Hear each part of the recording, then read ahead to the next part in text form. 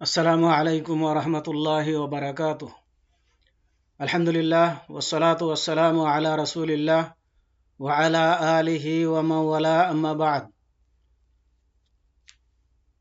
বাদিয়া Islamic সেন্টারের অধীনে পরিচালিত মাদ্রাসার বাংলা বিভাগের প্রথম শ্রেণীর হাদিসের ক্লাস আরম্ভ করছি।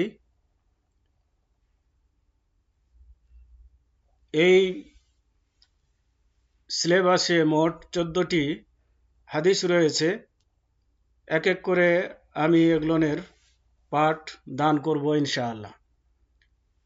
তো আমার হাদিস পড়ানোর নিয়ম হবে, প্রথমে হাদিসটি সুন্দরভাবে পাঠ করে শোনাবো, এরপরে সেটির শাব্দিক অর্থ বলে দেব, এরপরে টানা অর্থ বাংলায়, এরপরে হাদিসের সারসংক্ষেপ, এরপরে হাদিস থেকে শিক্ষণীয় বিষয়, হাদিসের বর্ণনাকারীর সংক্ষিপ্ত জীবনী, এগুলো থাকবে হাদিসের সাবজেক্টের মধ্যে। আরও অন্যান্য প্রয়োজনীয় জিনিসপত্র উল্লেখ করব যেগুলো দরকার। ইনশাআল্লাহ এখন আমি হাদিসের দার্স শুরু করছি। ছাত্র ভাইদের উদ্দেশ্যে বলবো, এই পাঠগুলো সুন্দরভাবে শুনবেন এবং এগুলোকে আয়ত্ত করার চেষ্টা করবেন, যাতে করে আপনাদের জীবনের চলার পথেও হতে পারে। কারণ আল্লাহ রাসূল সাল্লাল্লাহু আলাইহি ওয়াসাল্লাম আমাদের কাছে দুটি জিনিস রেখে গিয়েছেন।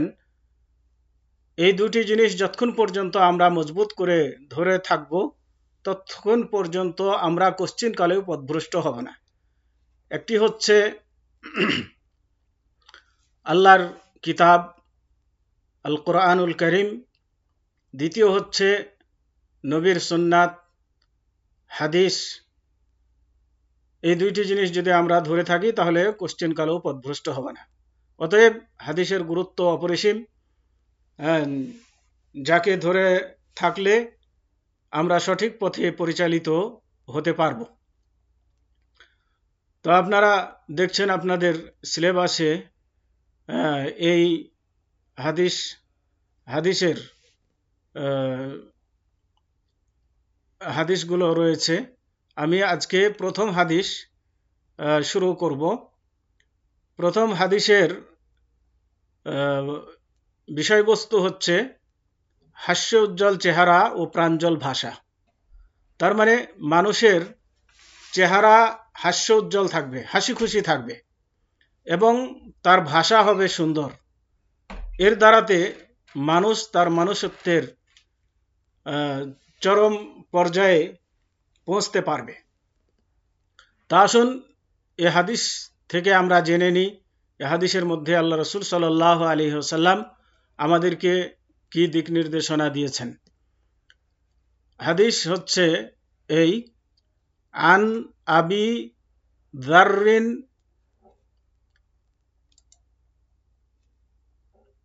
রাদিয়াল্লাহু আনহু قال قال لي النبي صلى الله عليه وسلم لا تحقرن من المعروف شيئا ولو أن تلقى أخاك بوجه طلق। এবার আসুন শাব্দিক অর্থ জেনে নিই। এখানে প্রথম শব্দ যেটি আছে এটি হচ্ছে আন, আর এই আনটিকে আরবিতে বলা হয় হরফ।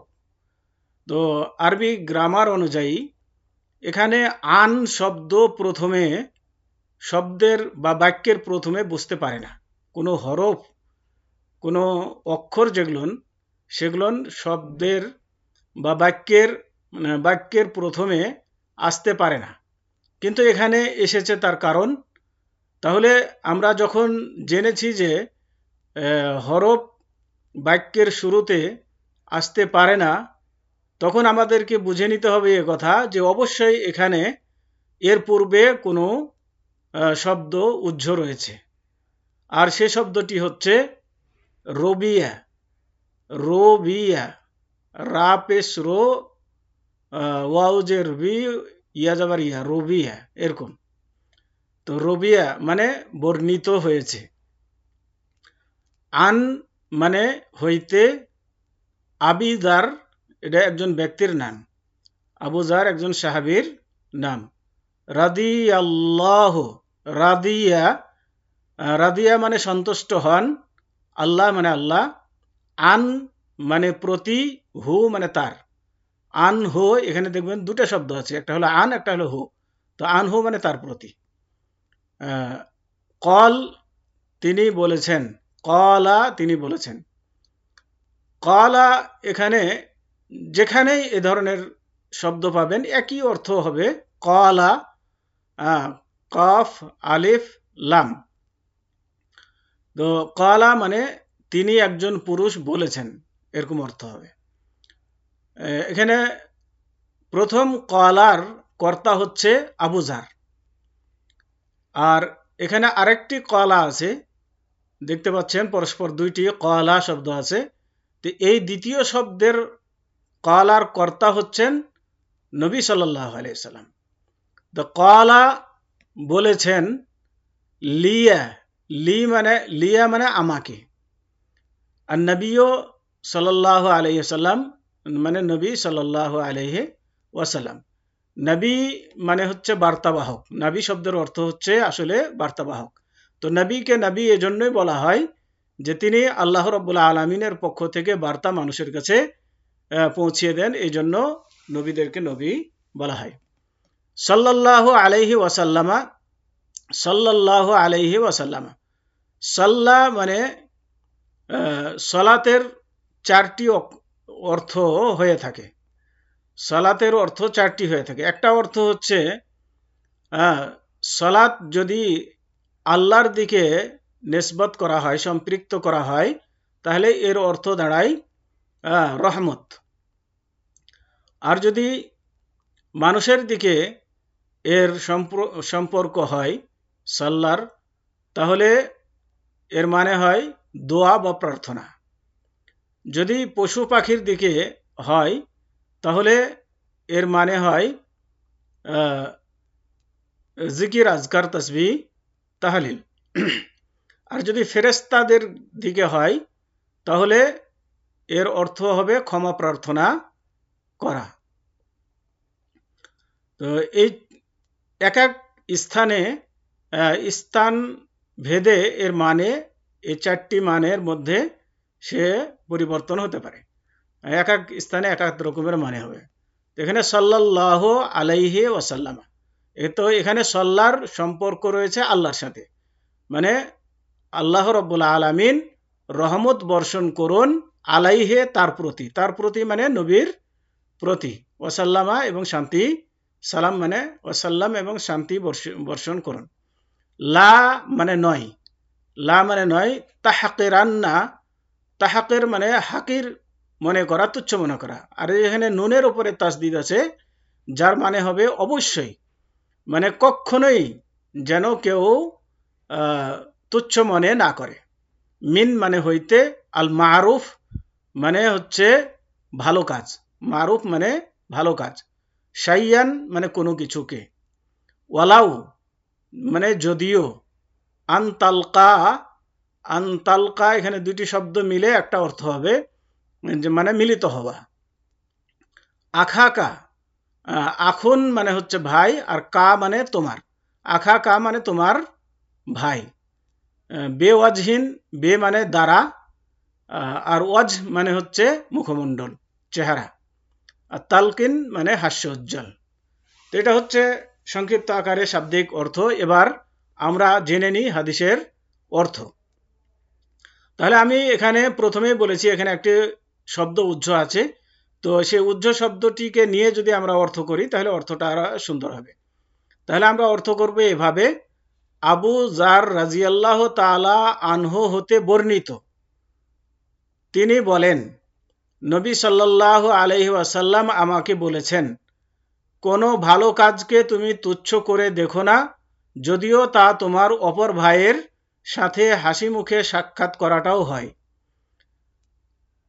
হাদিসটি বর্ণিত হয়েছে সহিহ মুসলিমে এবং হাদিস নাম্বার হচ্ছে 144/2626।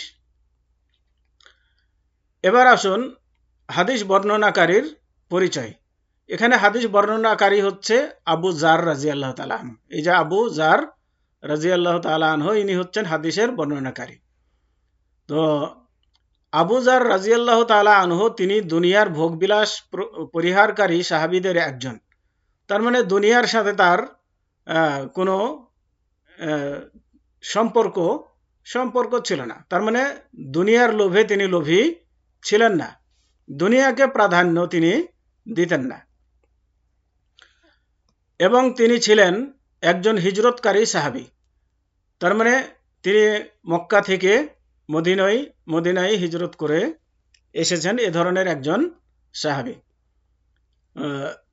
তিনি প্রথম দিকেই ইসলাম গ্রহণ করেন, তার মানে ইসলামের শুরুতেই তিনি ইসলাম গ্রহণ করেন। তার নৈতিক গুণাবলী অনেক, তার মানে তিনি অনেক গুণের মানুষ ছিলেন। 32 হিজরিতে ওসমান রাদিয়াল্লাহু তাআলা আনহু এর খেলাফতের সময় তিনি মৃত্যুবরণ করেন।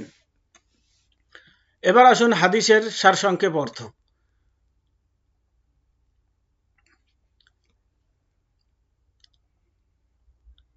এই হাদিস আমাদেরকে পথ দেখায় বা নির্দেশ করে যে কোনো মুসলমানের উচিত নয় যে সে কোনো ভালো কাজকে তুচ্ছ করে দেখবে, যে কাজটি শরীয়ত সম্মত। এবং একজন ব্যক্তি তার বন্ধু বান্ধবের সাথে সাক্ষাৎ করবে হাস্য উজ্জ্বল চেহারায়, কেননা মানুষের বাহ্যিক অবস্থা প্রমাণ করে তার ভিতরের অবস্থাকে। এভাবে বন্ধু বান্ধবদের সাথে সাক্ষাৎ করলে তাদের মাঝে ভালোবাসার উন্মেষ ঘটবে। অনেক সুন্দর কথা, হাদিস থেকে অনেক সুন্দর শিক্ষা আমরা পেলাম। হাদিস হতে শিক্ষণীয় বিষয়। এই হাদিসটি পড়ে আমরা কি শিখলাম? এখানে সংক্ষিপ্ত আকারে কয়েকটা শিক্ষণীয় বিষয় উল্লেখ করা হয়েছে, 4টি। তার মানে এ নয় এই 4টি শিক্ষণীয় বিষয়ের মধ্যেই হাদিসটি সীমাবদ্ধ, এমন কথা নয়। হতে পারে আপনি আরো বেশি এর থেকে শিক্ষণীয় বিষয় বের করতে পারেন। তো এখানে আপনাকে শুধু শিক্ষার জন্য একটা ধারণা দেওয়া হয়েছে, যা এখানে উল্লেখ করা হয়েছে। আমি সেইগুলোই আপনাদের সামনে সংক্ষিপ্ত আকারে উল্লেখ করব। 1, কোনো ভালো কাজকে তুচ্ছ করে না দেখা, যদিও তা অতি নগণ্য হোক না কেন। এখানে আমরা জানবো যে অনেক সময় আমরা ছোটখাটো কাজকে নেকির কাজ এটা হেলা করে ছেড়ে দিই, কিন্তু না, এমনটি করা উচিত নয়। কেননা আমরা জানি যে একজন ব্যভিচারিণী মহিলা একটি কুকুরের প্রাণ বাঁচিয়ে, কুকুরকে পানি খাওয়িয়ে তার প্রাণ রক্ষা করে সে আল্লাহ রাব্বুল আলামিনের কাছে ক্ষমা পেয়ে গিয়েছিল এবং তাকে আল্লাহ রাব্বুল আলামিন জান্নাত দান করেছেন। তো সে হয়তো তখন চিন্তা করেনি যে এর কারণে আমি নাজাত বা পরিত্রাণ পেয়ে যাব, কিন্তু এই নেকিটার কারণে আল্লাহ রাব্বুল আলামিন তার জীবনের সমস্ত গুনাহ মাফ করে দিয়েছেন। তো এ ধরনের হতে পারে। তো এই জন্য কোনো ভালো কাজকে তুচ্ছ মনে না করা উচিত। 2, বন্ধু বান্ধবদের সাথে প্রাঞ্জল ভাষায় এবং হাস্যোজ্জ্বল চেহারায় সাক্ষাৎ করা, এটা একটা মানবতার কাজ। মানে যে কোনো মানুষের সাথে হাসি মুখে কথা বলাটা এটা অনেক ভালো কাজ। ইসলামের এটা মহৎ বা মহান চরিত্রের পরিচয়। প্রত্যেকটা মানুষ যদি এ ধরনের হয়, তাহলে মানুষের মধ্যে হিংসা বিদ্বেষ, হানাহানি মারামারি এগুলো দূর হয়ে যাবে, সমাজে শান্তি বিরাজ করবে। 3, মুসলমানদের মধ্যে একতা ও ভ্রাতৃত্ববোধ সৃষ্টির জন্য উৎসাহ দান করা ও অনুপ্রাণিত করা, এই হাদিসের মধ্যে অনুপ্রাণিত করা হয়েছে। 4, বন্ধু বান্ধবদের সাথে হাস্যোজ্জ্বল চেহারায় মিলিত হওয়া ভালো কাজ। তো আজকে সংক্ষিপ্ত আকারে এ পর্যন্তই। আমি আজকের সংক্ষিপ্ত দার্স এখানেই শেষ করছি। সুবহানাকা আল্লাহুম্মা ওয়া বিহামদিকা আশহাদু আল্লা ইলাহা ইল্লা আনতা আস্তাগফিরুকা ওয়া আতুবু ইলাইক। তবে দার্সের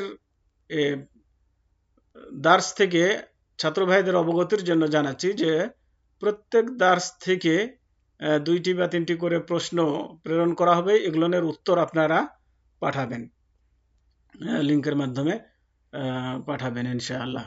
এবং এই প্রশ্নগুলোর মধ্যে 30 মার্ক রয়েছে। 100 মার্কের মধ্যে 30 মার্ক রয়েছে। এই যে প্রতি দার্সে যে প্রশ্নগুলো দেওয়া হবে, এই প্রশ্নগুলোর উত্তর যারা ঠিকমতো দিবে তাদেরকে 30 নম্বর তারা পাবে। আর বাকি ফাইনাল পরীক্ষায় 70 মার্কের পরীক্ষা হবে। তো এই কথাটি সবাই নলেজে রাখবেন এবং প্রশ্নগুলোর উত্তর দেওয়ার চেষ্টা করবেন। তো ধন্যবাদ সবাইকে।